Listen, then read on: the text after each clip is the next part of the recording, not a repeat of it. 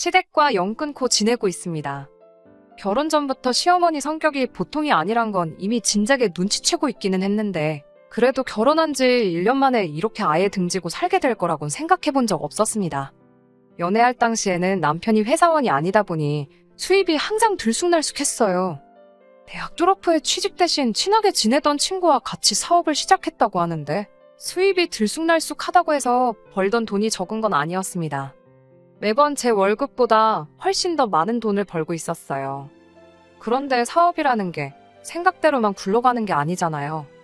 특히나 코로나 터지고부터 남편 사업이 직격탄을 맞게 돼서 벌어놓은 돈까지 까먹는 상황이 오게 되었습니다. 남편은 과감하게 자기 지분을 동업하던 친구에게 전부 넘겨버리고 사업에서 완전히 손을 털었어요. 그리고는 여태껏 사업 키워온 경험 살려서 새로운 사업이 아니고 안정적인 회사에 들어가야겠다며 취직을 준비하기 시작했습니다. 저는 그런 남편의 모습에서 다른 것보다 결단력과 추진력이 대단한 사람이구나 생각했어요. 그래도 웬만한 직장인들 월 수입은 우습게 벌 정도로 잘 되는 사업이었는데 한번 처음으로 어려운 시기를 겪었다고 그걸 곧바로 놓아버릴 수 있나 싶었거든요. 제가 남편이었다면 아마 어떻게든 사업을 다시 살려보겠다고 고군분투했었을 거예요. 결혼 이야기가 막 오가기 시작한 시점에 남편이 백수가 된 거나 마찬가지니 솔직히 저대로 다시 일어서지 못하면 어쩌지 하는 걱정도 들었지만 저런 추진력이 있는 모습을 보니 뭘 해도 하겠다 싶어서 티는 내지 않았습니다. 모아놓은 저금도 많았고 사업 털고 나오면서 친구한테 지분을 넘기며 받은 돈도 있었기에 남편도 어느 정도 여유가 있어 보였어요. 결혼 허락을 받을 때도 친정 부모님이 당장 직장 없는 남편을 두고도 반대를 하지 않았습니다. 제가 그동안 좋은 이야기 많이 했던 덕이 컸던 것 같았습니다. 그런데 제가 시댁에 인사하러 갔을 때는 조금 놀랐어요. 남자친구였던 남편이 제 이야기를 했는지 안 했는지는 중요하지는 않지만 시어머니가 이미 첫 만남 때부터 나를 잔뜩 세우고 저를 기다리고 있었거든요. 그때 시어머니 성격이 보통이 아니란 건 한눈에 알 수 있었습니다. 특히나 시동생이고 시아버지고 시어머니 말에 꼼짝도 못하고 쩔쩔매는 모습을 봤을 때 이 집의 실세가 누군지는 굳이 가려내지 않아도 누군지 한눈에 알 수 있었습니다. 그나마 신우가 시어머니 말에 농담도 하고 깐족대면서 맞장구도 치고 그랬는데 그건 그냥 딸이다 보니 엄마랑 가까워 그러는 거지 신우도 결국엔 시어머니 고집을 꺾을 수 있을 것처럼 보이진 않았어요. 결혼 전에 예비 며느리 싹을 아예 짓밟으실 계획이셨는지 심기가 불편한 걸 전혀 숨기지 않으셨어요. 결혼 자체를 반대하는 건 아니었는데 내내 기분이 영 안 좋아 보였습니다.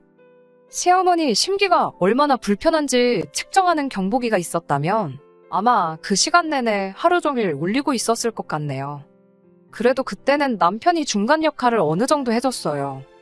남편 또한 시어머니 말에 찍소리도 못하는 상황이었지만 그래도 계속 제 기분 살피면서 돌려 말하더라도 할 말은 다 해주더라고요.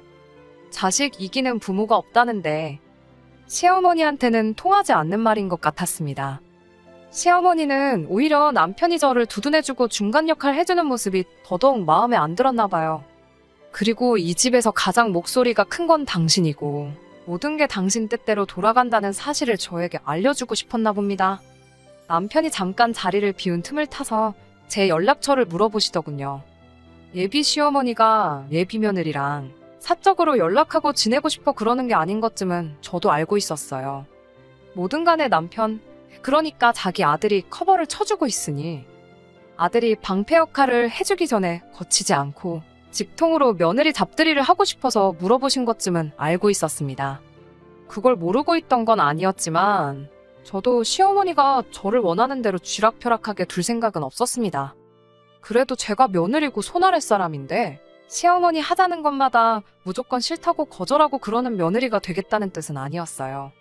그날 남편이 중간 역할 잘 해줬으니 앞으로도 쭉 무슨 일만 있으면 남편 뒤에 숨어서 알아서 해결하게 두는 방법도 있었겠지만 남편이 당시 취직 준비하는 것만 해도 스트레스가 이만저만이 아닐 텐데 벌써부터 시어머니와 저와의 갈등을 두고 너가 알아서 해결해라 하고 쓸데없는 스트레스 거리를 하나 더 던져주고 싶지 않았습니다. 그리고 한편으로는 남편이 중간 역할을 해줘서 상황을 종결시키는 게 아니고 제가 제 스스로 아닌 건 아니다. 맞는 건 맞다 하고 제 의견을 정확하고 똑부러지게 이야기한다면 시어머니도 저랑 기싸움을 해봐야 소용없다는 걸 느끼지 않겠나 하는 생각에 거리낌 없이 제 전화번호를 알려드렸습니다. 시어머니가 제 전화번호를 물어본 목적은 제가 생각하는 그 이유가 맞았고, 첫 인사드린 바로 다음 날부터 결혼에 관한 이야기나 일정에 관해서는 남편과 제가 이야기도 하기 전에 시어머니가 먼저 나서서 통보하듯 연락을 해왔네요. 완전히 억지만 부린 건 아니기에 중요한 게 있으면 남편과 조율해가며 나름 잘 준비를 하고 있던 상황이었습니다. 그러다 양가 상견례를 앞두고 있던 언젠가였어요. 저희 집이 제 위로 언니만 셋이 더 있는 대가족입니다. 저희 언니들은 이미 결혼을 다 해서 다들 잘 살고 있어요. 첫째 언니는 결혼 전에 차린 가게에서 직원으로 일하던 형부랑 결혼해서 지금은 둘이서 같이 가게를 운영하고 있어요. 둘째 언니는 지방에 있는 대기업 취직하면서 취직 이후 쭉 거기서 지내고 있고요. 저희 막내 언니는 미국 시민권자인 형부 따라 결혼하면서 아예 미국으로 건너가서 살고 있습니다. 온 가족이 다 떨어져 살다 보니 명절에도 전부 얼굴 보기가 힘들 정도예요. 그나마 첫째 언니가 같은 지역에 살아서 집만 두고 본다면 멀리 떨어져 사는 건 아닌데 장사가 워낙에 바쁘기도 하고, 언니네 가게가 또 명절이 대목이다 보니 사실 명절에 가장 보기 힘든 게 가장 가까이 살고 있는 큰언니입니다. 오히려 지방에 사는 둘째 언니를 더 자주 만나요. 해외에 살고 있는 막내 언니는 말할 것도 없지요. 그래도 영주권이 나오고부터는 이따금씩 치과 치료도 받고 한다고 휴가차 뜨문뜨문 한국에 왔었는데, 코로나 시작되고부터는 그마저도 힘들어져서 그때부터 여지껏 전화통화 말고는 막내 언니는 만난 적도 없어요. 갑자기 제 가족 이야기를 하는 게 다른 이유가 아니고, 시어머니가 저한테 상견례 때 온 가족들 다 나올 수 있게 준비하라고 난데없이 통보를 해왔거든요. 그것도 상견례 하기로 정해놓은 날짜를 딱 일주일 앞두고 말입니다. 시어머니가 말하는 온 가족이라는 건 저희 언니들은 물론이고 형부의 조카들까지 전부 다 포함해서예요. 상견례 때 다른 가족들이 참석할 수도 있지요. 저도 첫째 언니 결혼할 때 따라갔던 적이 있으니 그게 잘못된 거라고 말할 수는 없지만, 다른 것보다 무조건적으로 전원 참석을 시키라는 말이 참 어이가 없었습니다. 큰언니네는 형부랑 같이 바쁘고 가게문도 맘대로 닫을 수가 없으니 시간 빼기 힘들고, 타 지역에 살고 있는 둘째 언니 또한 장거리 이동해야 하기 때문에 힘든 상황이지요. 해외에 사는 막내 언니는 당장 제 결혼식에 올 수나 있을지도 모르는 상황이었으니 뭐 말할 것도 없지요. 거기에 형부들하고 조카들까지 다 나와야 한다는 게 무슨 억지인가 싶었습니다. 시어머니 말은 앞으로 한 식구가 될 사람들이니 한 사람 한 사람 미리 어떤 사람들인지 직접 만나보고 판단해야겠다는 게 이유였어요. 거절은 가당치도 않은 거고 무조건 참석시키라고 계속 억지만 부리시는 거예요. 결혼식 때 되면 다 만날 사람들이고, 솔직히 언니나 형부들이 제 시댁하고 얼굴 두고 지낼 일이 뭐가 있겠어요. 각자 결혼해서 잘 살고 있는 언니들인데 결혼식 때나 인사하면 되지 미리미리 얼굴 도장 찍을 일이 뭐가 있나요? 어떤 사람들인지 미리 만나보고 싶은 거야 이해하려면 이해할 수 있다지만, 안 나오는 사람 없이 강제적으로 다 참석시키라는 게 무슨 억지인가 싶었습니다. 무슨? 면접을 보는 것도 아니고 제 언니들의 형부들까지 직접 만나서 뭐 마음에 안 드는 부분이라도 있으면 결혼을 반대하시려고 그러는 것도 아닐 텐데 말이에요. 그래서 더 길게 이야기할 것도 없이 그냥 딱 잘라서 안 된다고 했습니다. 애초에 네 자매 다 모이면 엄청 대가족이라 정신도 없을 거고, 온 가족이 다 모여본 게 언제인지 모를 정도로 우리 가족들도 모이기 힘든 상황을 전했더니 시어머니가 상견례에 온 가족이 다 참석해야 하는 게 당연한 거 아니냐면서 길길이 날뛰는 겁니다. 시어머니 말을 그대로 빌려오자면 가족들이 전부 참석 안 하는 상견례는 상놈 집안 상견례나 다름이 없다는 거예요. 어디 지금 당신들 집안의 상놈 집안 상견례를 시킬 생각이냐며 뭐라고 하더라고요. 솔직히 조선시대의 상견례를 어떻게 했는지는 제가 모릅니다. 애초에 관심도 없고 앞으로 평생을 모르고 살아도 제 인생에 그 어떤 지장도 줄 것 같지가 않고요. 그래서 그냥 시어머니한테 아닌 건 아닌 거라고 대답하고 전화 끊어버렸습니다. 그리고 상견례 당일이 되었는데 시어머니는 기어이 온 가족을 다 이끌고 왔어요. 가족이래봐야 시부모님의 시동생과 신우가 전부인데 또 막상 신우는 같이 안 왔더라고요. 따로 출발하기로 되었었나 본데 약속 시간이 다 되어가도록 신우는 코빼기도 보이질 않았습니다. 시어머니도 점점 표정이 안 좋아져서는 시동생한테 네 누나한테 전화해봐라 계속 다그치고 있었어요. 예약 시간이 거의 다 되어서 입장을 하려는데도 시어머니는 신우가 곧 도착할 거라고 밖에서 신우 올 때까지 한 발자국도 안 움직일 것처럼 보이더라고요. 기어이 신우는 예약 시간이 될 때까지 나타나지 않았고 포기하고 입장하려던 찰나에 남편이 건 전화를 신우가 받게 되었습니다. 신우는 그게 스피커폰인지도 모르고 자기가 전날에 술을 너무 마셔서 아침부터 숙취가 너무 심해 못 나갈 것 같다고 엄마한테는 잘 좀 둘러대달라며 전화를 끊는데 그 통화 내용을 모두가 들었다 보니 빼도 박도 못할 상황이었어요. 그 와중에 시동생도 신우가 안 나온다는 사실을 알더니 자기도 오기 싫었는데 억지로 끌려온 거라며 누나도 없는데 자기도 없어도 되는 거 아니냐고 쑥 자리에서 빠지더군요. 그래서 신우와 시동생 덕분에 시댁도 시어머니가 말하는 상놈집안 상견례를 하게 되었습니다. 아무도 뭐라고 하지 않았는데 시어머니가 혼자 찔리는 게 있었는지 사람 많아봐야 정신만 없지 않겠냐면서 아무렇지 않은 척을 하더라고요. 그 전날 술을 퍼마신 신우한테 다 고맙더라고요. 아무튼 상견례는 별 탈 없이 진행이 되었습니다. 결혼 준비도 착착 진행되고 있던 상황이었고요. 상견례 이후로 시어머니도 많이 잠잠해졌었기에 저도 제가 똑부러지게 행동한 게 도움이 되는구나 생각하고 있던 차였습니다. 그러다 결혼식 몇 주 앞두고 시어머니한테서 카톡을 하나 받게 되었습니다. 이런저런 음식들 이름을 계속 나열하더니 이 중에서 제가 할 수 있는 음식이 뭐냐고 묻더라고요.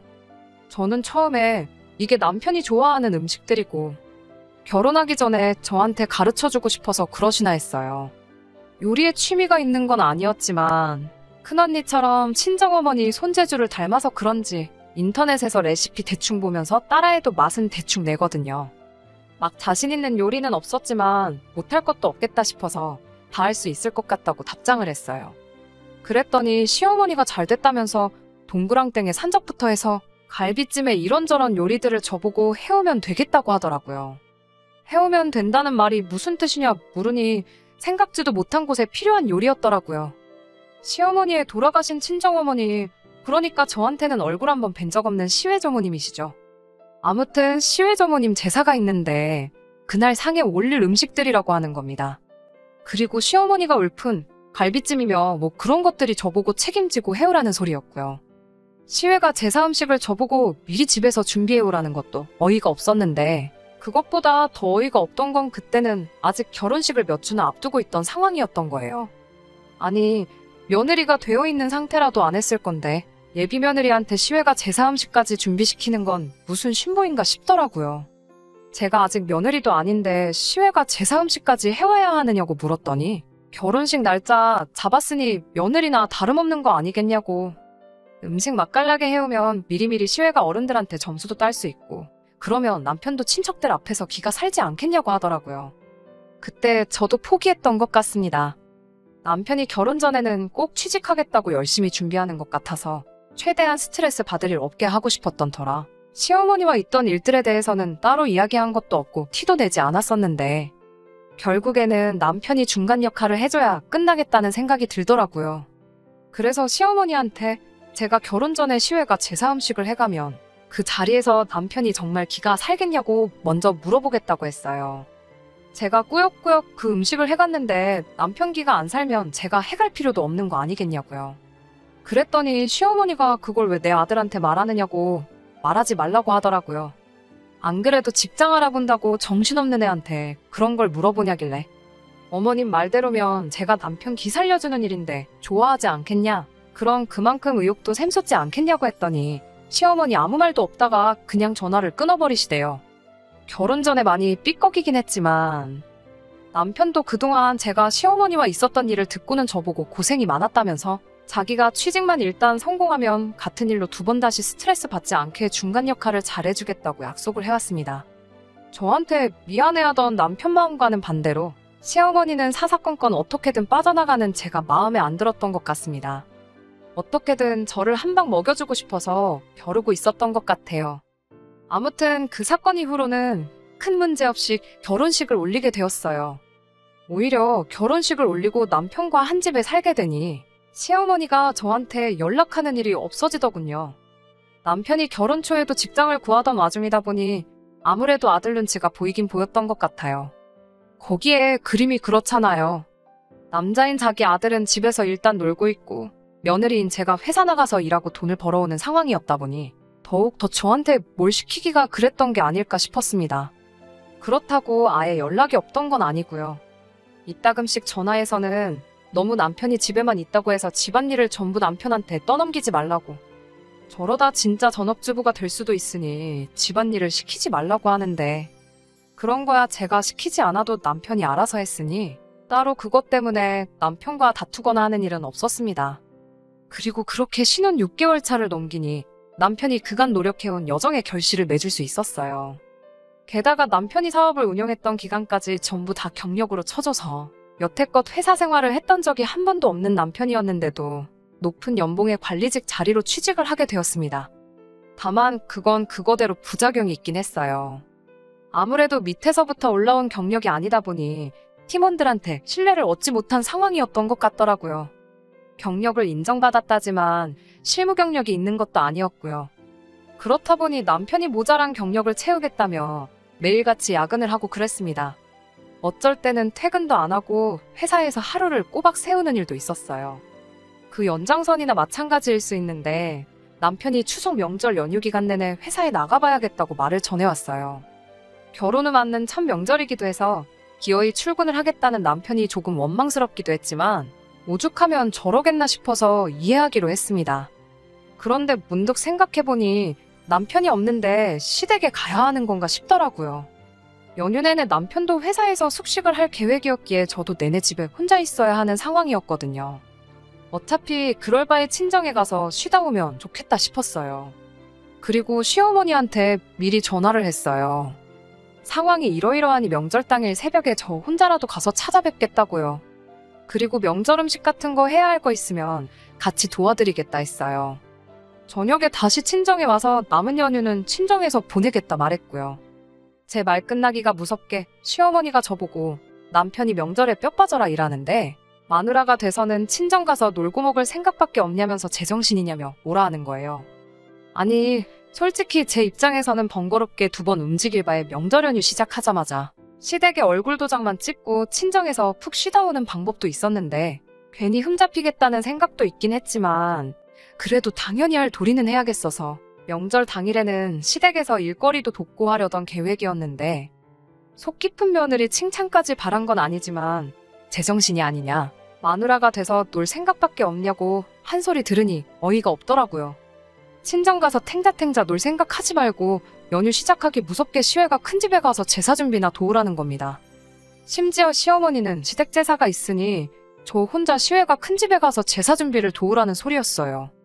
그리고 명절 당일 새벽에는 시댁에 와서 시어머니를 도와 시댁 제사 준비를 하라고요. 세상에 그놈의 시외가 제사를 자꾸 저보고 챙기라는지 싶어서 저도 그냥 내질러 버렸네요.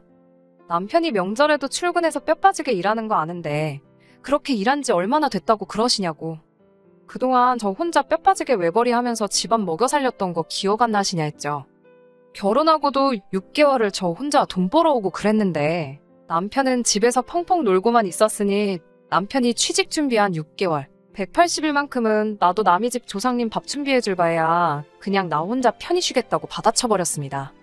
그랬더니 시어머니가 저보고 말하는 꼬라지 좀 보라면서 아주 맹랑한 걸 며느리로 들였다며 소리를 치시더군요. 결혼했으면 출가회인이라는 소리도 못 들어봤냐고.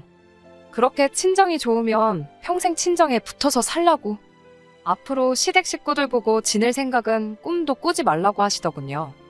한번 이렇게 내질러버린 김에 그동안 쌓였던 거 다 풀어버리려고 더 싸울 생각이었는데 시어머니 그 발언에 엥 소리가 절로 나더라고요. 듣고 보니 저한테 나쁠 게 하나도 없는 말이었으니까요. 앞으로 시댁 안 가게 되는 게 뭐가 무섭다고 거기서 제가 꼬리를 내리겠어요.